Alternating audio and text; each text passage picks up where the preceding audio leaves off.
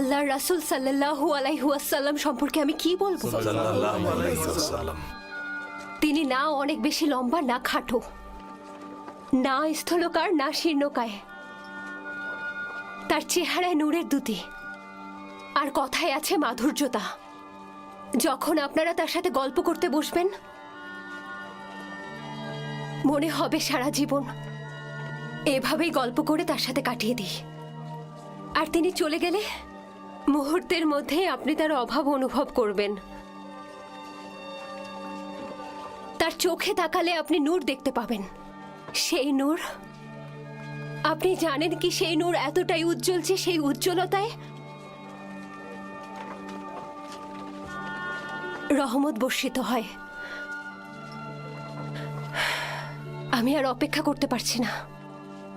আমি কখন তাকে দেখব আর মনে প্রশান্তি ফিরে পাবো। গরম বেড়েই চলেছে।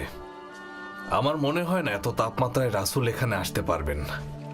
যতক্ষণ না আল্লাহ রাসূল সাল্লাল্লাহু আলাইহি ওয়াসাল্লাম এখানে আসেন, আমি নড়বো না। সাল্লাল্লাহু আলাইহি ওয়াসাল্লাম। হে উম্মে উমারা, আমরা রাসূলকে দেখতে আবার বিকেলে আসব। চলুন।